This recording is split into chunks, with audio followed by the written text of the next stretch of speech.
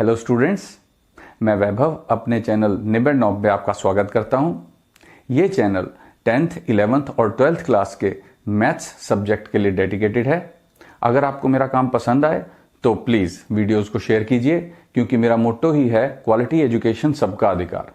और अगर आप पूरा सिलेबस कवर करना चाहते हैं तो आप मेरे चैनल को सब्सक्राइब करके प्लेलिस्ट में जाके चैप्टर वाइज, क्लास वाइज सारे वीडियोस की प्लेलिस्ट चेक कर सकते हैं। और अब तो आप निबेड़ नॉब को इंस्टाग्राम पे भी फॉलो कर सकते हैं। तो चलिए आज का लेक्चर शुरू करें। Hello students, practice paper 2 part 1 में तुम्हारा स्वागत है। तो हमारा पहला क्वेश्चन तुम देख ही रहे हो क्या होगा। सेक्शन ए शुरू है। यहाँ पे मैंने सेक्शन ए का पहला क्वेश्चन लिया है, बाकी क्वेश्चन तो तुम्हारे पास पहले ही पहुंच गया है कि using determinants find the value of x if the points x, -2, 5, 3 and -2, 9 are collinear. तो सॉल्यूशन में हमने क्या करना है, पहले लिखना है गिवन, ये 3 पॉइंट्स का नाम रख लेना है a, x, -2, b, 5, 3 and c, -2, 9। अब जिनके लिए प्रॉब्लम है कि कोलिनियर पॉइंट का मतलब नहीं पता, तो मैं बता दूं, बहुत सिंपल बात है। कोलिनियर यानी ऑन अ कॉमन लाइन, एक लाइन है, एक स्ट्रेट लाइन, इसी के ऊपर अगर 3 पॉइंट हैं, जैसे कि ये 3 बताए गए हैं ए, बी और सी, तो ये कोलिनियर पॉइंट बोले जाएंगे। को मतलब कॉमन, लाइन, लीनियर मतलब related to a line, related to a common line, collinear.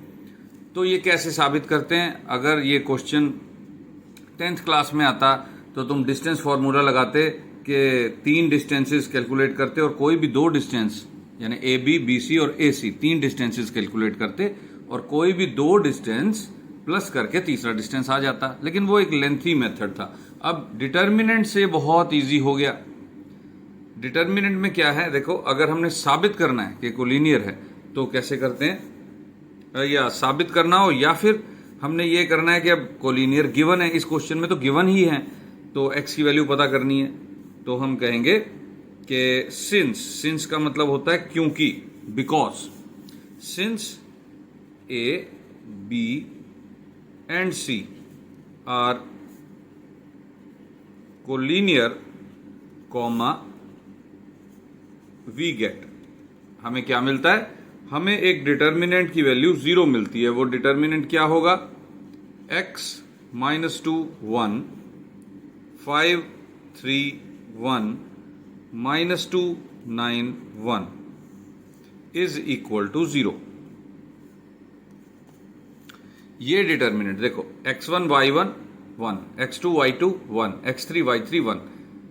तो ये ट्राइंगल के एरिया के को अगर फाइंड करना हो तब भी यही डिटर्मिनेंट हमारा काम आता है। अब अगर कोलिनियर पॉइंट है तो ट्राइंगल का एरिया तो बना ही नहीं। अगर मान भी लिया जाए कि ये एक ट्राइंगल है, 3 अलग अलग पॉइंट्स इस तरह दिए हुए हैं, तो कोलिनियर होंगे अगर, तो ट्राइंगल बनेगा ही नहीं, तो उसका एरिया 0 आएगा। तो वही कंसेप्ट हमने अप्लाई किया है। तो अब हम जल्दी से इसको कैलकुलेट करते हैं। देखो, इसको हम रो 1 से एक्सपेंड कर रहे हैं, x, ये रो, ये कॉलम छोड़ दिया, 3 -9 यानी -6। अब इसका साइन चेंज करना है, +2, ये रो और ये कॉलम छोड़ दिया, 5 + 2 यानी 7, +1, ये रो और ये कॉलम छोड़ दिया, 45 + 6, 45, ये माइनस है ना तो प्लस हो जाएगा, 45 + 6 कितना होता है, 51 इज इक्वल टू 0। तो ये बन गया -6x + 14 + 51 is equal to 0, means -6x plus ये कितना बन गया, 65 इज इक्वल टू 0। तो -6x इज इक्वल टू -65, ये 65 उधर चला गया, माइनस से माइनस कैंसल, तो यहां पर x की वैल्यू आ गई 65/6, 6 से डिवाइड कर दिया। तो इस तरह से हमारा पहला क्वेश्चन हो गया सॉल्व। अब हमारा जो दूसरा क्वेश्चन है वो इंटेग्रेशन से रिलेटेड है। तो इंटेग्रेंड क्या दिया हुआ है, हम डायरेक्टली सॉल्यूशन स्टार्ट करते हैं। 1 - sin x divided by cos square x dx, इस इंटेग्रल को हमने करना है solve.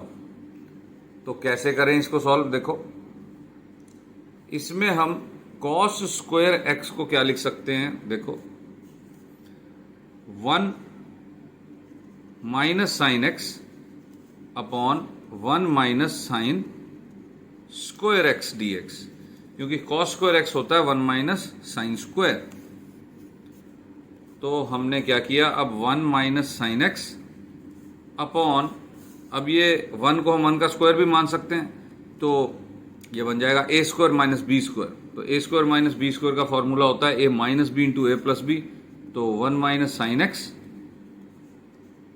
Into 1 plus sine x D x. तो देखो 1 माइनस साइन एक्स का ब्रैकेट हो गया कैंसिल, ये आ गया 1 upon 1 plus sine x D x. तो स्टूडेंट्स, ये मैंने प्रैक्टिस पेपर 1 जब करा रहा था, मैं प्रैक्टिस पेपर 1 का जो फर्स्ट वीडियो है पार्ट 1, उसमें मैंने समझाया था कि ये कैसे सॉल्व करना है। वहां 1 माइनस साइन एक्स था शायद, तो मैंने बताया था कि 1 प्लस साइन एक्स हो चाहे 1 माइनस साइन एक्स हो, चाहे 1 प्लस कॉस एक्स हो चाहे 1 माइनस कॉस एक्स हो, रैशनलाइजेशन करके जैसे वो सॉल्व किया है वो वाला तुम वीडियो देख के गाइडेंस ले सकते हो। अब ये क्वेश्चन मैं आगे कंटिन्यू नहीं करूंगा, वहां से देख के कर सकते हो तुम। तो हम अपना इस वीडियो का टाइम बचाएं, वरना वीडियो तो एक के बाद एक मैं जितने मर्जी बना लूं, कोई फायदा नहीं है। तुम्हारा टाइम बहुत प्रेशियस है। तुम प्रैक्टिस पेपर 1 का पार्ट 1 देखो, उसमें ये 1 माइनस साइन एक्स जैसे सॉल्व किया वैसे ही ये 1 प्लस साइन एक्स सॉल्व होगा। और अब हम चलते हैं इसके और पार्ट पे। तो और पार्ट क्या है? Integral of D x upon 1 minus cos x.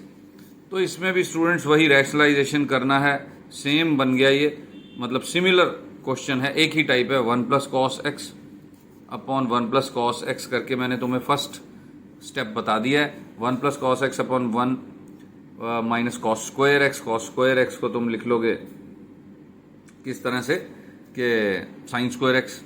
वैसे एक और तरीका भी है इसको करने का, या ये क्वेश्चन करने का। अगर ये इस तरह से नहीं चलाना चाहते, डायरेक्टली इसको कर दो, 1 अपॉन कॉस स्क्वायर अलग, साइन अपॉन कॉस स्क्वायर अलग।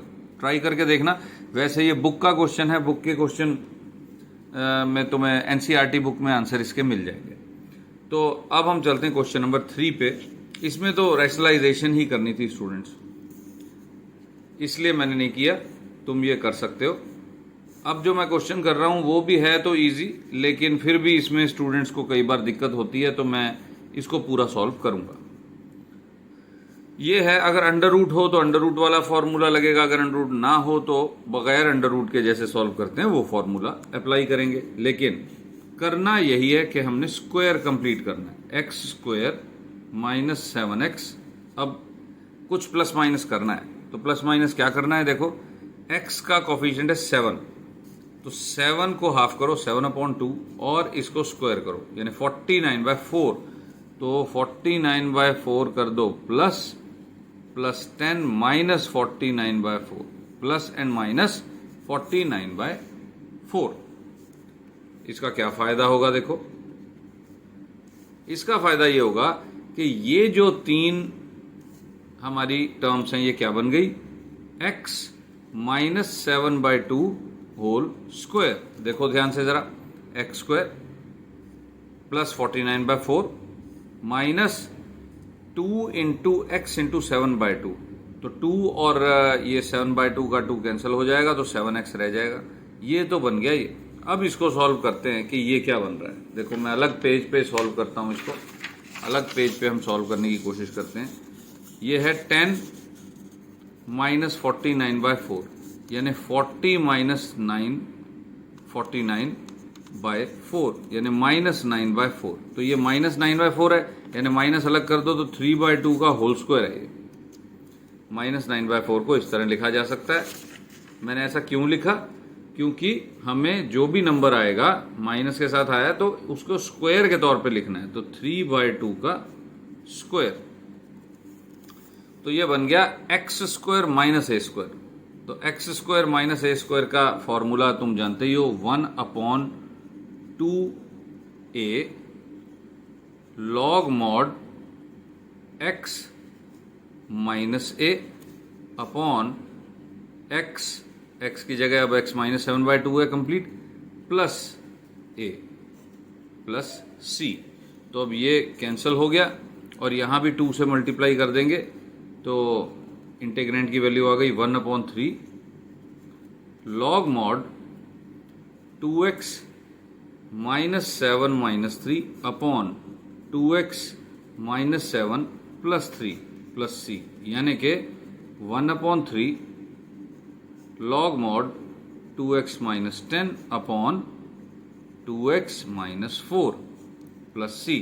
अब यहां पर क्या है कि 2 कॉमन लेके कैंसिल हो रहा है, तो हम एक स्टेप और बनाएंगे 1/3 लॉग मॉड, यहां से 2 कॉमन लो, यहां से 2 कॉमन लो, कैंसिल हो जाएगा तो क्या बन जाएगा x minus 5 upon x minus 2 plus c।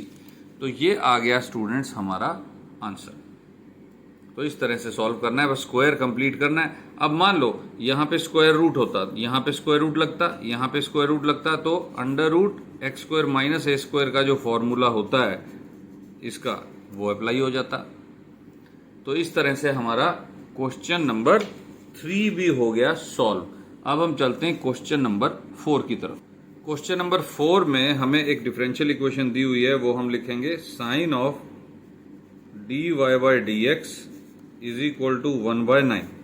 इसको करना है सॉल्व।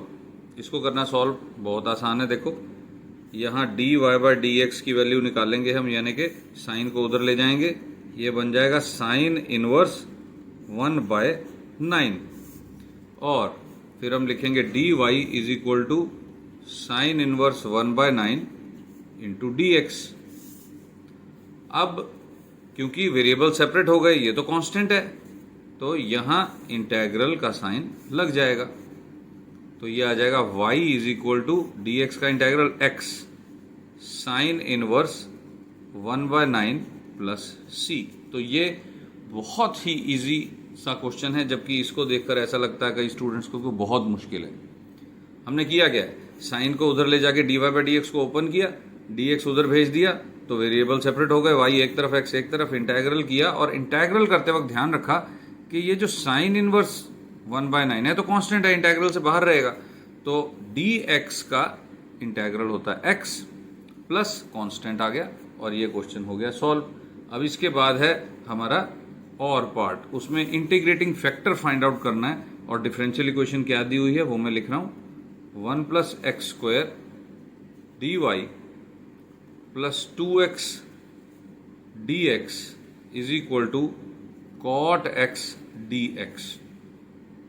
अगर हमें कुछ समझ नहीं आ रहा, वैसे तो इंटीग्रेटिंग फैक्टर पूछ के हमें क्लियर कर दिया गया कि किस टाइप की ये डिफरेंशियल इक्वेशन है, तो dx से डिवाइड करेंगे 1 plus x square dy/dx plus यहां पर एक्चुअली y भी है, तो 2xy is equal to cot x। अब 1 प्लस एक्स स्क्वायर से डिवाइड करेंगे dy/dx plus 2x upon 1 plus x square y is equal to cot x upon 1 plus x square. ये equation 1 बन गई और अब हम यहाँ पे दर्ज करेंगे कि यहाँ p की वैल्यू क्या है 2x upon 1 plus x square, यानी y के साथ जो फंक्शन आ गया, और q कितना है cot x upon 1 plus x square. तो integrating factor i dot f is equal to integration e की पावर में होनी है यहाँ पे 2x upon 1 plus x square dx is equal to e। अब इसका इंटेग्रल क्या आ जाएगा, देखो फंक्शन के ऊपर उसका डेरिवेटिव पड़ा हुआ है, तो log 1 प्लस एक्स स्क्वायर। मैंने पहले भी बताया है, मैं बार बार कह रहा हूं कि यहां ना तो प्लस सी लगता है ना ही मॉड लगता है log का, तो e और log हो गया कैंसल, 1 प्लस एक्स स्क्वायर हमारा इंटीग्रेटिंग फैक्टर आ गया और ये 2 मार्क्स का क्वेश्चन हो गया कंप्लीट। तो ये था स्टूडेंट्स क्वेश्चन नंबर 4।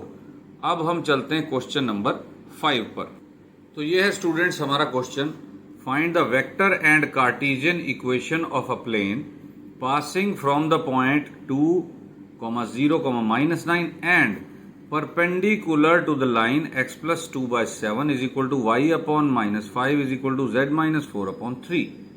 तो इस क्वेश्चन को पहले हमें समझना चाहिए। क्वेश्चन समझ में आ गया तो बात बन जाएगी। एक प्लेन है हमारा, उसकी इक्वेशन फाइंड आउट करनी है।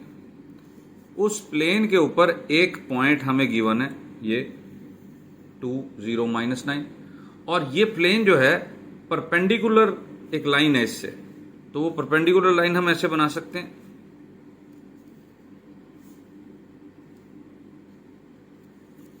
तो अब हमें ये पता है, ये तुम डायग्राम बनाना चाहो बना सकते हो, नहीं बनाना तो मत बनाओ, लेकिन समझ लो इस बात को कि प्लेन की इक्वेशन कैसे फाइंड की जाती है। प्लेन की इक्वेशन फाइंड की जाती है इस तरह, a x - x1 plus b y - y1 plus c z - z1 is equal to 0।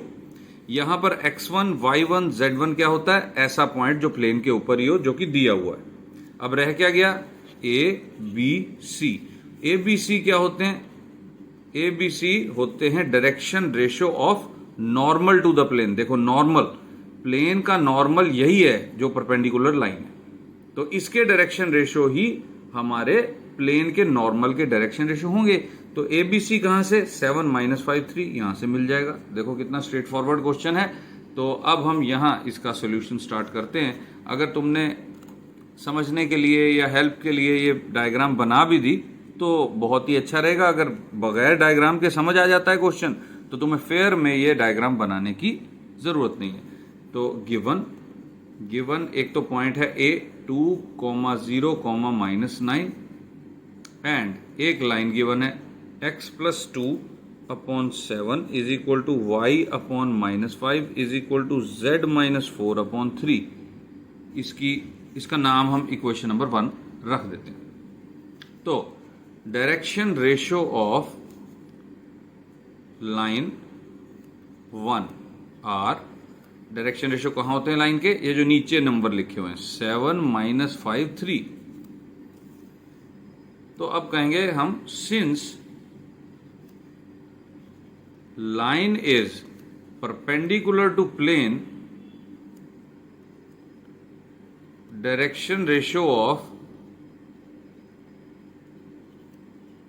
Normal to plane are यही 7, -5, 3। जो लाइन प्लेन से परपेंडिकुलर है, जैसे अभी मैं तुम्हें थोड़ा शो भी कर देता हूं कि ये प्लेन है, मान लो हमारा ये जो कागज है हमारा, और ये जो लाइन होगी इस तरह से, ये परपेंडिकुलर होगी इस तरह, और यही हमारा नॉर्मल है, क्योंकि नॉर्मल जो होता है वो परपेंडिकुलर होता है। ये सीधा पेन कैप जो है, ये एक लाइन बन गई, तो ये परपेंडिकुलर है और इसी को नॉर्मल भी बोलते हैं। तो जो डायरेक्शन रेशियो इस लाइन के हैं, परपेंडिकुलर लाइन के, वही इसके नॉर्मल के होंगे। तो अब इक्वेशन कैसे आएगी? Therefore equation of plane is, page change कर लेते हैं, इक्वेशन ऑफ प्लेन इज, पहले फॉर्मूला लिखेंगे a x - x1 plus b y - y1 plus c z - z1 is equal to 0। अब a कितना है? देखो यहां 7 x माइनस, अब x1 कितना है? देखो 2, x y1 होता है 0 और z1 हो गया -9, तो 2 -5 y - 0 प्लस, नहीं माइनस आ जाएगा, माइनस नहीं, प्लस का 3 आएगा। तो प्लस का 3 z + 9 इज इक्वल टू 0। तो अब इसको सॉल्व कर देंगे तो आंसर आ जाएगा हमारा 7x - 14 - 5 plus 0 plus 3z plus 27 is equal to 0। तो 7x - 5y प्लस 3z ये हमने इकट्ठे कर दिए, और ये दो हमारे क्या बन गए? कांस्टेंट। तो 27 - 14 इज 13, तो प्लस 13 इज इक्वल टू 0। ये आ गया हमारा इक्वेशन ऑफ प्लेन। तो इस तरह से स्टूडेंट्स हमने सेक्शन ए जो था वो सॉल्व कर लिया। अब हम स्टार्ट करते हैं सेक्शन बी, जिसमें कि क्वेश्चन नंबर 6 हमारा क्या है, I is equal to integral x square plus 1 upon x power 4 plus 1 dx।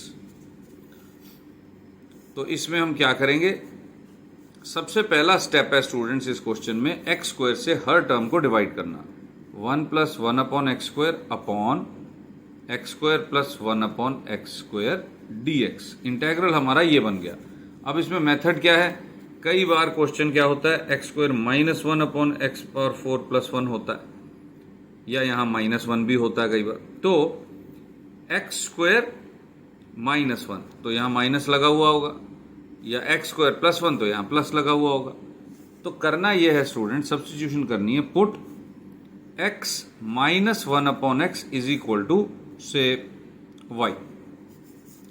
इसमें टी जेड वाई कुछ भी यूज कर सकते हैं हम।